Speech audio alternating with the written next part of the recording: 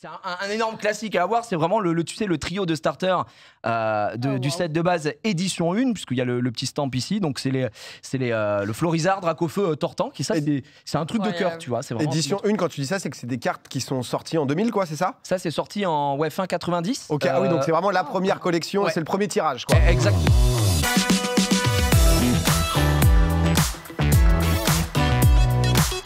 On a Gigi qui est venu équipé. Parce que Gigi, c'est vrai que t'as une passion. J'ai du mal à dater exactement depuis quand t'es passionné donc, de TCG, donc de Trading Card Games.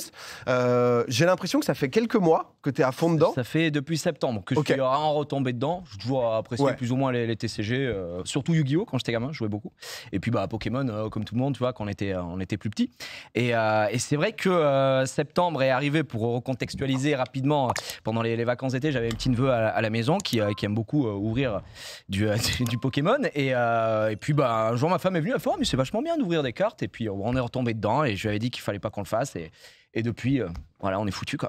Alors là, juste à côté de toi, c'est vrai que je vois plusieurs choses, parce que je vois une mallette, je vois des cartes. Des petites choses. Ouais, alors juste pourquoi aujourd'hui, parce que ce week-end, pardon, il y avait un superbe event qui a eu lieu espace Champéret, donc pas loin d'ailleurs d'ici, donc à Levallois, qui s'appelle le Gala TCG. Je crois que c'était la 3e édition et qui globalement était un salon consacré à l'univers du TCG, donc Trading Card Game, de l'univers des collectionneurs, des joueurs, un peu de tout, littéralement. Globalement, pour la résumer, on dirait que c'est un peu une Paris Games Week du jeu de cartes. On pourra trouver plusieurs stands, donc des boutiques, des sociétés de gradation. Je vous expliquerai un petit peu en quoi ça consiste juste après. Il y avait également des artistes qui sont venus, des artistes qui ont dessiné des cartes, qui venaient en dédicace, tout simplement. Ça, c'est quelque chose qui est pas mal recherché un petit peu dans le milieu. Des collectionneurs, c'était aussi l'occasion, c'est un peu le salon qui te permet en France de te retrouver, qui a quand même cette aura en France de se retrouver entre collectionneurs. J'ai du mal à savoir combien de gens ça touche, tu vois, mais à quel point c'est big, parce que je sais que c'est en plus, tu cites des licences Pokémon, etc. Tu vois, c'est assez énorme. Et souvent, on entend parler, ça fait beaucoup de bruit. Mais tu vois, en termes de... Là, tu parlais de Paris Games Week. Alors, j'imagine c'est pas non plus... Beaucoup moins. Ouais. J'exagère, mais c'était plus dans l'idée de... C'est vraiment des passionnés qui viennent et qui... certains vont essayer de faire des bonnes affaires, certaines viennent juste aussi curiosité, quoi. Ouais, curiosité, se retrouver avec d'autres collectionneurs, trade, tout simplement, échanger. Il y a aussi beaucoup d'initiations au jeu, parce que ce qu'on a tendance à oublier, c'est que sont avant tout des jeux de cartes pour l'immense majorité, donc des jeux de cartes à jouer. Donc il y avait des séances d'initiation, par exemple pour l'Orcana, qui est le jeu donc édité par Ravensburger pour l'univers de Disney. Tu avais des tables, on pouvait t'apprendre à jouer, puis tu repars avec des petites choses, etc. Donc c'est vraiment un event qui était assez complet. Parce que c'est ça le truc, c'est que c'est à la fois donc tout cet aspect collectionneur, et en même temps il y a encore beaucoup, enfin genre ça se joue, par exemple Yu-Gi-Oh! Je sais qu'il y a des grosses compètes, etc. Zulu est le représentant Yu-Gi-Oh! En France, hein, vraiment, les trois gros trucs, c'est quoi? C'est Pokémon, Yu-Gi-Oh! Et l'Orcana. Je dirais la triade classique, ça va être surtout Pokémon, mais c'est beaucoup joué, d'accord, Pokémon, mais quand tu parles Pokémon, le collectionneur, c'est surtout les gens qui collectionnent les cartes, voilà. Et après, Yu-Gi-Oh! Et Magic. C'est vraiment le triangle. Magic aussi, c'est méga huge. Moi, c'est quelque chose qui m'intéresse pas personnellement, Magic, mais c'est un jeu qui date des années 90, hein, donc voilà. C'est énorme. Et là, récemment, on a eu l'Orcana, on a eu Star Wars, pour ceux qui aiment Star Wars, avec Unlimited qui est sorti. On a un jeu franco-français qui a tout explosé en Altered, ça s'appelle, qui a tout explosé en crowdfunding il y a pas si longtemps, qui demandait, je sais plus, 50 000, et que ça a pris 6 millions, quoi. Donc, ah ouais, d'accord. Ouais, non, vraiment un truc huge. Donc voilà, il y avait de tout, c'était l'occasion de se retrouver.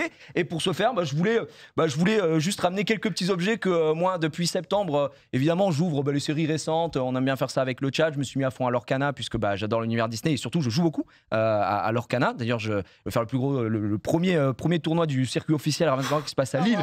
2048 joueurs, c'est énorme. Oh, la formalité. 2048 joueurs. Wow, tu vises une place un peu, ou t'es chaud genre sur le jeu, ou Je suis chaud. Je suis on va dire un joueur moyen, et le format fait que en fait tout est possible, et vu le deck que je joue, j'espère j'aimerais faire un top 64, parce que tu gagnes des cartes promotionnelles qui sont exclusives, que tu ne pourras pas avoir d'autres, donc voilà. Est-ce que je suis désolé, parce que moi je suis content en vrai que t'en parles ici, parce que je sais que même avec Zari vous êtes absolument fan, et il y a pas mal de typiquement des Big Flow, etc., qu'on fait justement gros collectionneurs de Pokémon.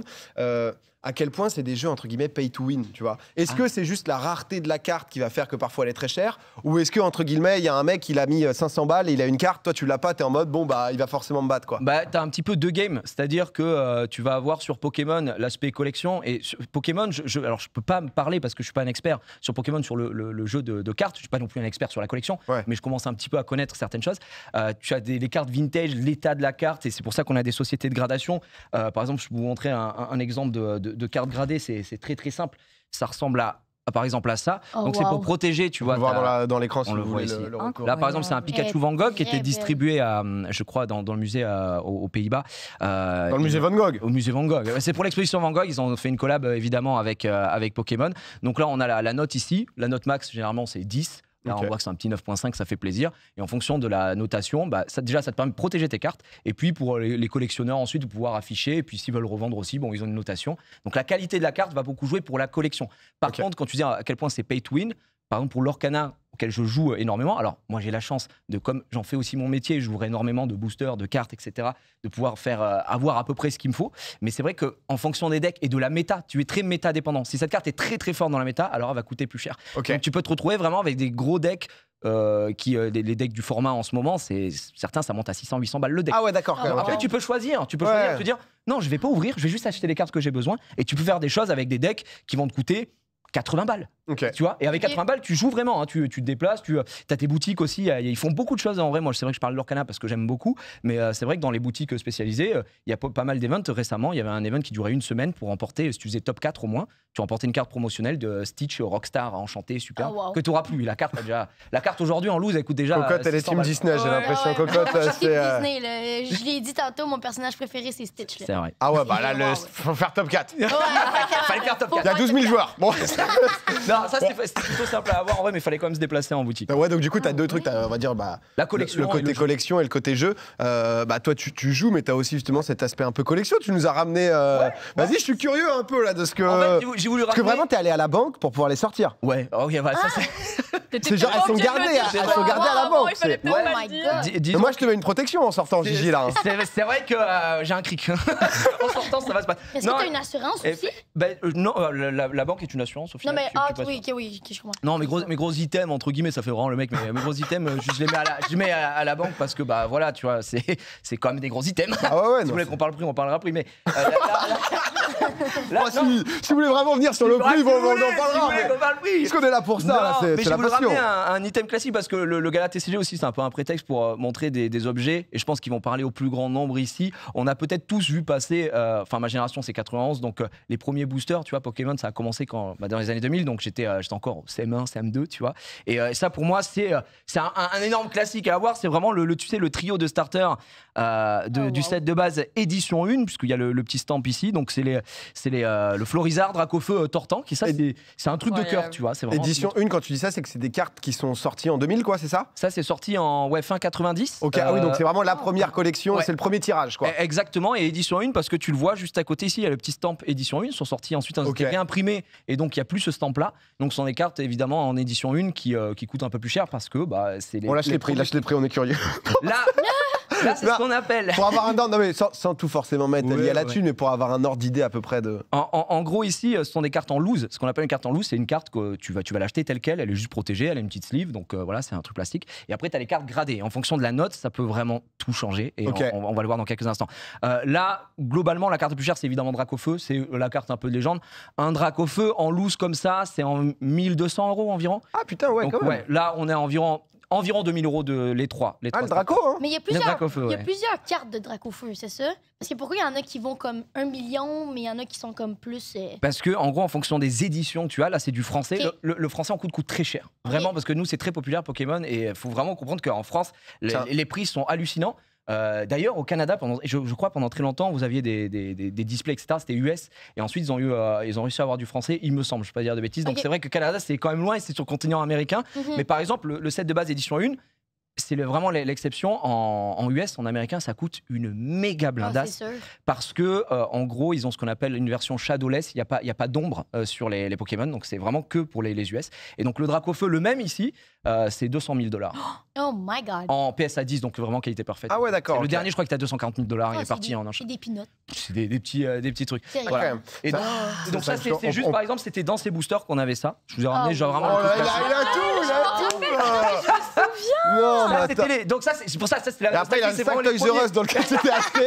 Il a effectivement. Donc voilà, Mais ces c'est cartes-là, donc ce qu'on appelle un art set. Donc il y avait chaque booster avait une illustration différente. Donc il y a les trois ici, la Florizard, la Dracofeu et la Tortan. Ça c'est vraiment un peu l'item de cœur là-dessus. Mais ça c'est pareil, c'est des boosters qu'on ouvrait comme des fous quand on était gamin. Aujourd'hui, ce sont des systèmes qui valent quand même assez cher. Un booster comme ça en pesée léger. Alors ça veut dire que dans le booster il n'y a pas de carte holographique, donc tu peux pas avoir un starter comme ça parce que tu peux les peser en fonction du poids que le booster fait. Tu sais si tu as une carte holo ou pas dedans. Ouais. Ça vaut entre 600 et 700 € le booster maintenant pour faire un.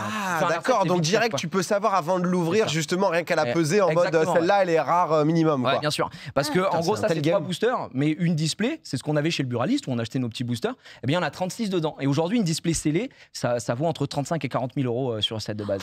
C'est très très cher. Et il en existe encore beaucoup à la vente ou vraiment maintenant ça devient. Enfin je suppose que ça devient de plus en plus rare de s'en procurer en fait. En fonction des séries évidemment c'est de plus en plus rare. Mais par exemple le set de base édition 1, je sais pas si vous avez suivi, toi tu t'es mis à fond dans le streaming pendant le Covid. Et pendant le Covid, il y a un mec qui a redonné un coup de boost à la collection, notamment de Pokémon.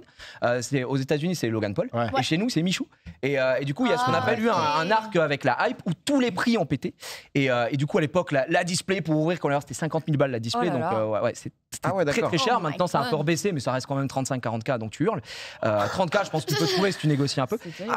Et donc, très très très très cher. Et donc, voilà, il y a eu tout ce micmac ici à partir du Covid.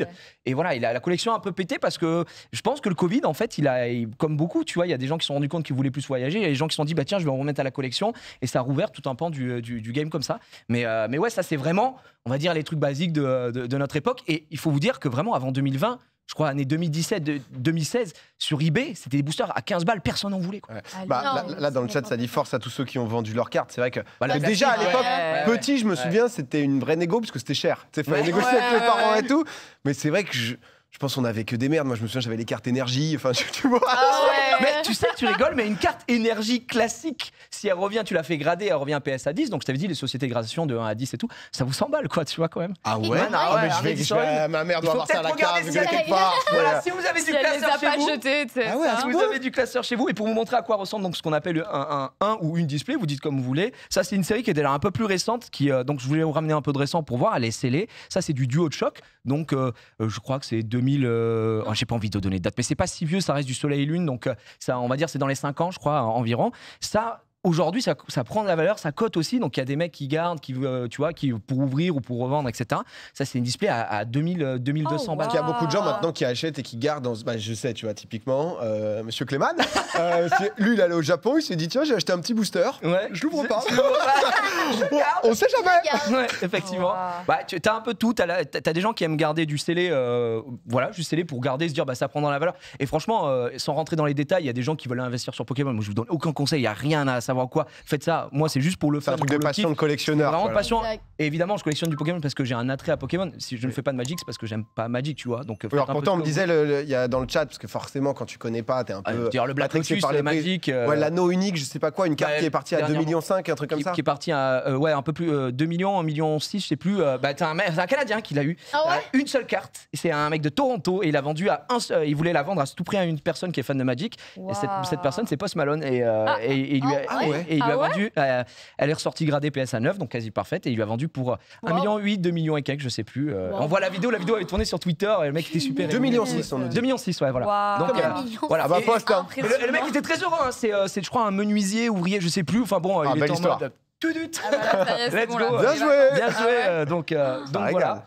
Et puis tiens, pour montrer juste donc des cartes gradées, je vous montre la mallette juste après. C'était pour expliquer un petit peu le différent type de gradation. Ça c'est PSA, donc c'est américain. Et parce que PSA c'est l'organisme qui le plus connu. Okay. Le plus connu au monde. Pour donner un ordre de volume, PSA. Tiens, je vous montrer les cartes petit à petit. PSA c'est plus d'1 million de cartes gradées par mois. Et eux, ils ont commencé notamment avec les cartes sportives. Baseball, NBA, etc. Et je vous conseille d'ailleurs sur Netflix, il y a Goldin qui a un reportage c'est des mecs qui font vraiment de la vente aux enchères, tu vois, c'est un gros truc de vente aux enchères.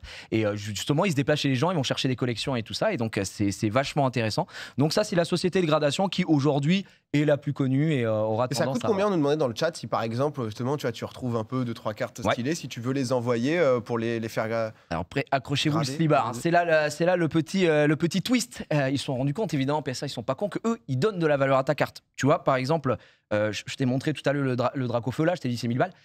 Ce Dracofeu en sortie de booster, s'il revient donc gradé PSA 10, il en vaut 4, 5, 6 000. Donc tu vois, il y a quand même une plus-value qui est énorme. Donc du coup, en fonction de la carte que tu décides, tu vois, c'est un magnifique. Ils prennent un pourcentage de la valeur. Exactement. Plus ta carte vaut cher, donc plus tu vas payer cher ta gradation parce qu'ils estiment qu'ils donnent une plus-value. Ça, c'est un Dracofeu promo qui est très joli, qui est uniquement en japonais. Tu vois, c'est du PSA 10. Et ça, c'est justement, moi, je collectionne que le français et le japonais. C'est du 5K, ça. Non, pas je crois, mais c'est quand même 10 000. C'est pas une carte à 1500 balles. Donc, on vient de me dire, excusez-moi, parce que ici, voilà, c'est pas expert. Ça n'arrête pas. Ishbin Tata qui nous dit si jamais un Black Lotus vient d'être vendu pour 3 millions sur Magic, la carte la plus chère jamais vendue PSA 10. Voilà, ça. C'est tombé. On a et sur Pokémon, si jamais ça bouge, je vous dis. C'est l'illustrateur que Logan Paul d'ailleurs a au coup 3 millions aussi environ. Sors la mallette là, mon Gigi. Sors la mallette. Ah non, mais alors je voulais juste la montrer parce que là je montrais du Pokémon, mais tout à l'heure je me dis vous aimez bien des persos Disney et tout. Hier j'ai fait une petite réception les amis. Hop. Ah, je me permets. Non, parce qu'il est venu, si tu veux, il a débarqué avec ça. Ça m'a régalé. La boîte noire quoi. Ça c'est ce qu'il y a à la banque, ça normalement, c'est ça? Ah ouais. Effectivement. Non, ça c'est juste du Lorcana. Donc du coup, c'est que des cartes Disney. Et je voulais les ramener pour montrer autre chose que du Pokémon aussi. Moi, c'est quelque chose que j'aime beaucoup. Et donc typiquement, tout à l'heure, tu me disais que t'aimais bien Stitch. Là, on a un petit Stitch malheureusement. Bah tiens, c'est cadeau. Ça fait. Voilà, c'est bon, donc ça vient du coffret Sentence. Ce sont les vrais artistes, non pas que ceux qui font Lorcana ne sont pas des vrais artistes, mais des artistes Disney qui ont refait des cartes, certaines cartes. Donc là, tu vois, t'as un Stitch signé par les animateurs Disney qui est très joli.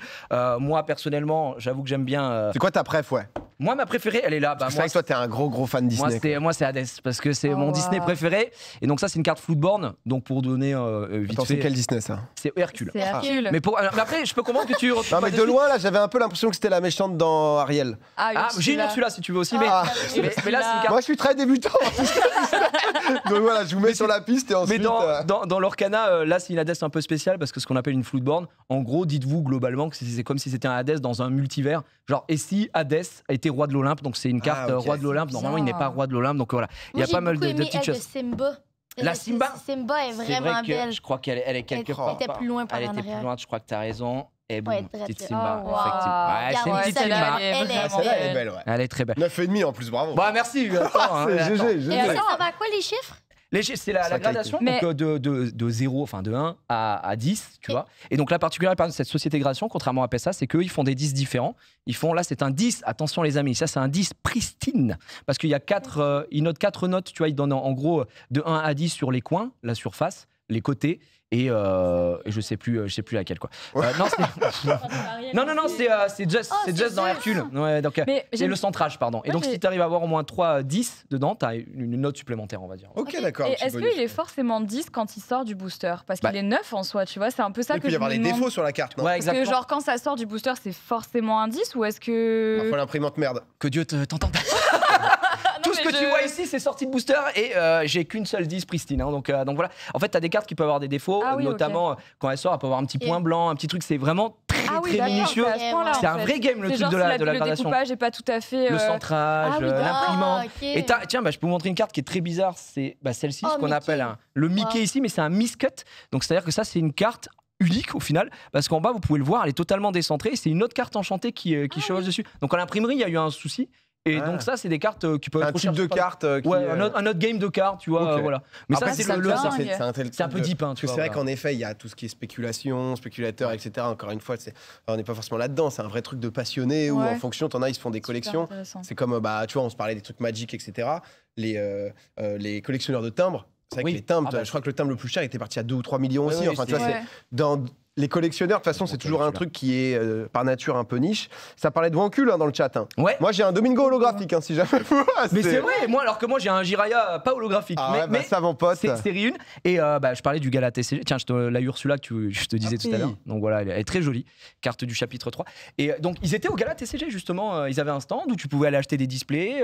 Tu pouvais faire des initiations. Je les ai vus, on a discuté un peu. Enfin, il n'y avait pas Wankil, mais j'ai vu ce qui tenait le stand. Et c'est très cool parce que je trouve ça bien que, justement, l'univers du jeu de cartes, c'est très étendu. Et effectivement, qu'ils aient leur propre jeu de cartes à jouer.